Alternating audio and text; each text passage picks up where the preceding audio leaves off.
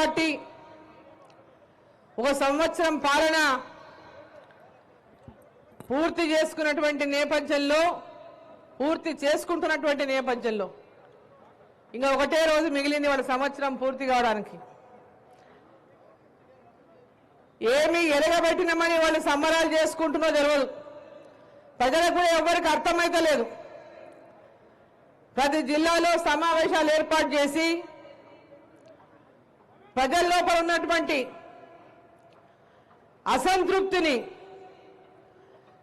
మళ్ళా ఆశలోకి మారడానికి ఇగో ఈ నెల ఎప్పటి నుంచే ఇండ్లు వస్తాయి, ఇగో ఈ సంక్రాంతికి మీకు రైతు భరోసా అయిపోతుంది, ఇగో ఇప్పుడు ఇదైపోతుంది అదైపోతుందని మాయమాటలు మళ్ళీ చెప్పుకుంటూ ఈ సంబరాల పేరు మీద ప్రజలని మరోసారి మాయపుచ్చడమే తప్పితే ఈ రాష్ట్ర ప్రభుత్వం ఎన్నికల ముందు ఇచ్చినటువంటి హామీని ఏ ఒక్క హామీని కూడా పూర్తిగా ఇంతవరకు నెరవేర్చినటువంటి సందర్భం లేదు. వాళ్ళు మాట్లాడితే మేము మహిళలకు ఫ్రీ బస్సు ఇచ్చేసామంటున్నారు. ఫ్రీగా మహిళలు బస్సులో ప్రయాణం చేస్తారు, మేము ఇచ్చిన హామీ నెరవేర్చినామనేటటువంటి మాట మాట్లాడుతున్నాం. మీరు చెయ్యి ఇట్లా అంటే బస్సు అవుతుంది అన్నారు. ఊర్లకు ఒకసారి పోయి చూసి రావాలి. అసలు ఆర్టీసీ బస్సులు ఊళ్ళలో తిరుగుతున్నాయా? ఆ ఊరికి ఇంతకుముందు 4 బస్సులు పోయినా 2 బస్సులు పోయినా ఈ రోజు ఊళ్ళకు బస్సు పోయేటటువంటి పరిస్థితులు లేవు.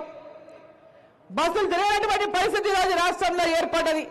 మేము ఫ్రీ బస్సు ఇచ్చినామని చెప్పి ప్రజలను మాయమాటలు చెప్పి ఈరోజు మేము అమలు చేసామని అబద్ధాలు చెప్పుకుంటుంటే వాళ్ళ ఆత్మను వాళ్ళు పరిశీలించుకోవాలని చెప్పి సందర్భంగా నేను కోరుతా ఉన్నా. రైతు రుణమాఫీ చేసినామని చెప్తున్నారు. 70 లక్షల మందికి రైతు రుణమాఫీ చేయాల్సినటువంటి అవసరం ఉంటే కేవలం 22 లక్షల మంది రైతులకు రైతు రుణమాఫీ చేసి మేము రైతు రుణమాఫీ అమలు చేసాము, ఈ దేశంలో ఎవరు చేయలేనటువంటి మాట మాట్లాడుతున్నారు. ఈ దేశంలో హామీ ఇచ్చింది కదా మీరు, రైతులకు 2 లక్షల రుణమాఫీ చేస్తాం. మీరు ఎన్నికల ముందు ఏం చెప్పింది? రైతులను మీరు బ్యాంకులలో 2 లక్షల రూపాయలు అప్పు తీసుకొచ్చుకోండి, మేము రాగానే డిసెంబర్ 9కి మా సోనియమ్మ పుట్టినరోజు నాడు రుణమాఫీ చేస్తామనేటటువంటి హామీ ఇచ్చిండ్రు.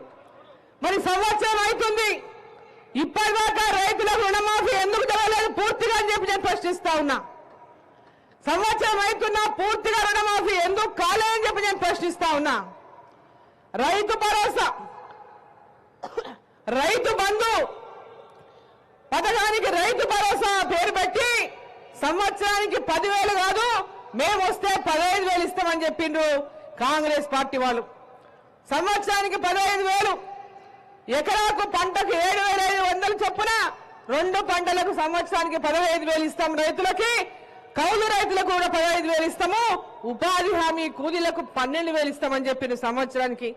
మరి ఇప్పటికీ ఏ ఒక్క గ్రామంలోనైనా ఏ ఒక్క రైతుకైనా రైతు భరోసా అందించిండ్రా? ఏ ఒక్క కౌలు రైతుకైనా రైతు భరోసా అందించిండ్రా? ఏ ఒక్క ఉపాధి కూలీలకు మీరు 12,000 రూపాయలు అందజేసిండ్రా? ఏ ముఖం పెట్టుకొని మీరు ఈ సంబరాలు చేస్తా ఉన్నారని నేను ప్రశ్నిస్తా ఉన్నా. మహిళలకు మహాలక్ష్మి 18 ఏళ్లు పైబడిన మహిళలకందరికి కూడా ప్రతి మహిళకు నెలకు 2,500 రూపాయలు ఇస్తామని చెప్పి మాట చెప్పిండ్రు. మరి సంవత్సరం అయిపోయింది, పోయిన డిసెంబర్ 9కి ఇస్తామన్నారు కదా, మరి ఈ డిసెంబర్ 9 వచ్చింది, ఇప్పటిదాకా ఏ ఒక్క మహిళకైనా 2,500 రూపాయలు నెలకు మీరు ఇచ్చిండ్రా అని చెప్పి నేను ప్రశ్నిస్తా ఉన్నా. ఏ ముఖం పెట్టుకొని మీరు ఈ సంబరాలు చేస్తా ఉన్నారని నేను ప్రశ్నిస్తా ఉన్నా. కళ్యాణ లక్ష్మి 1,00,000 రూపాయలతో పాటు తులం బంగారం అన్నారు. ఏ ఒక్కరికైనా తులం బంగారం ఇచ్చిందా అని నేను ప్రశ్నిస్తా ఉన్నా. ఏ మొహం పెట్టుకొని మీరు సంబరాలు చేసుకుంటారని చెప్పి నేను ప్రశ్నిస్తా ఉన్నా. నిరుద్యోగులకు నెలకు 4,000 రూపాయలు నిరుద్యోగ భృతి ఇస్తామన్నారు. డిగ్రీ చేస్తున్నటువంటి అమ్మాయిలకు ఎలక్ట్రిక్ స్కూటర్లు ఇస్తామని చెప్పి మాట చెప్పిండ్రు. మరి ఇప్పటిదాకా మీరు ఇచ్చిన హామీలన్నీ ఎవరైనా మీరు ఇచ్చిన హామీనా లేకుంటే ఇంకా వేరే వారు ఇచ్చిన హామీలను మేము ప్రశ్నిస్తున్నామని చెప్పి అడుగుతా ఉన్నా. మేము ఎందుకయ్యా నెరవేరుస్తారని మీరు ఇచ్చిన హామీలంటే,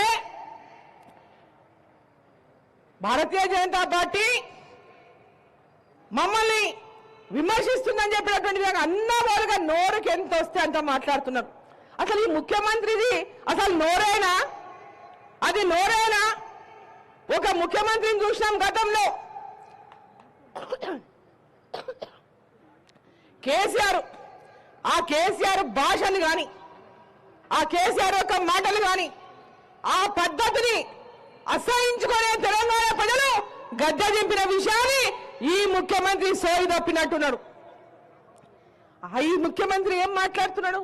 అసలు ఒక ముఖ్యమంత్రిగా ఆయన వేసే వ్యవహారమైన ముఖ్యమంత్రి లాగా కనిపిస్తుందా? ఎక్కడైనా ఒక ముఖ్యమంత్రి మాట్లాడేటటువంటి భాషనే మాట్లాడుతున్నాడా? మాట్లాడితే నేను కేసీఆర్ కంటే తక్కువైపోతానేమో తిట్టకుంటే, కేసీఆర్ కంటే నేను ఎక్కువ తిడితేనే నేను ముఖ్యమంత్రి అనిపించుకుంటానేమో అని తిడుతున్నాడు పోటీపడి. మాట్లాడితే కేంద్ర ప్రభుత్వాన్ని తిడతాడు, మంత్రులను తిడతాడు, ఎంపీలను తిడతాడు, నరేంద్ర మోదీ గారిని తిడతారు. అయ్యా, మీరు ఏం ప్రజలకు మాట ఇచ్చిండ్రో మీరు ఇచ్చిన మాట నిలబెట్టుకోనండి. ఢిల్లీలో పోయేమో ఆడ పోయి లోపల ఇచ్చి కాగితాలు ఇచ్చి లోపలనేమో అడుక్కొని వస్తారు, బయటకు వచ్చేమో ఇంకో రకంగా మాట్లాడతారు. ఇది ఏ ముఖ్యమంత్రికైనా గౌరవమైనటువంటి భాష మాట తీరు. ఒక ముఖ్యమంత్రి కనీసం ముఖ్యమంత్రి అయ్యేంత వరకు ఆయనకు ముఖ్యమంత్రి అవుతారంటటువంటి నమ్మకం లాటరీ తగిలింది, లక్కీ లాటరీ తగిలి ముఖ్యమంత్రి అయ్యిండు. ఆ లక్కీ లాటరీ తగిలినప్పుడైనా కనీసం అరే 10 వచ్చింది నాకు, ఈ పదవి కన్నా గౌరవాన్ని, ఆ కుర్చీ కన్నా గౌరవాన్ని పెడతామేటటువంటి సోయి లేదు. ఒక ప్రభుత్వం గతంలో ఒక కుటుంబం పాలిస్తే ఈరోజు ఇంకో కుటుంబం పాలన. ఏం మార్పు లేదు.